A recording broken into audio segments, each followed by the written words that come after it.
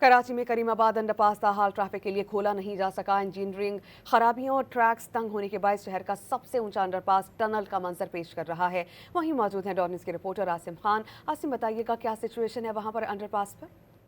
जी, इस वक्त मैं कराची के करीमाबाद अंडरपास में मौजूद हूँ और ये वो अंडरपास है जो अब तक बनने का नाम नहीं ले रहा है। कई तारीखों के बावजूद अब तक इसका इफ्तिताह नहीं किया जा सका है। 2023 में जस्टिस रिटायर्ड मकबूल बाकर के साथ मेयर कराची ने इसका जो है इफ्तिताह किया था और 1 साल का वक्त दिया गया था, लेकिन इसमें इंजीनियरिंग फॉल्ट के बायस से 1 साल तक काम रुका रहा और अब काम जब शुरू हुआ है तो उसके बाद भी जो है काम ख़त्म होने का नाम नहीं ले रहा है। जबकि इसमें कई इंजीनियरिंग फॉल्ट की वजह से कॉन्ट्रैक्टर का बताना है कि एक तो इसकी हाइट जो है कराची की सबसे ज़्यादा हाइट वाला जो है ये अंडरपास बना है। उसके अलावा रास्ते भी आप देख सकते हैं कि जो यहाँ से 2 गाड़ियाँ बामुश्किल गुजर सकती हैं। कई जगह जो है इसके रास्ते भी तंग हो गए। उसकी वजह ये थी कि इस पुल के नीचे जो यूटिलिटी लाइंस थी उसके बारे में इंजीनियर्स को पता नहीं था और जब ये काम शुरू हुआ तो उसके बाद जो है इसमें रुकावट आई और कई माह तक जो है काम रुका रहा। फिर जो है दोबारा काम शुरू किया गया। तो ना सिर्फ ये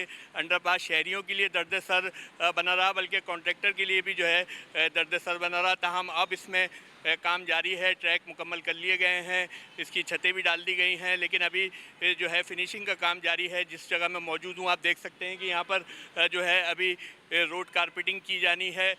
उसके बाद जो है ये खुलेगा। इसी तरह से अगर दूसरी तरफ की बात की जाए करीमाबाद के मीना बाज़ार की तरफ की, तो वहाँ पर भी यही सूरत हाल है कि जो है वहाँ पे छत डाल दी गई है अंडरपास की और सर्विस रोड तो खोल दिए गए हैं, लेकिन अंडरपास अभी तक जो है आवाम के लिए नहीं खोला गया है। तारीख पे तारीख दी जा रही है, जिसकी वजह से जो यहाँ के ना सिर्फ रिहायशी हैं बल्कि गुजरने वाले हैं उनको परेशानी का सामना है। और उनकी मेयर कराची से यही अपील है कि फिलफौर जो है इस काम को मुकम्मल करके अंडरपास को खोला जाए।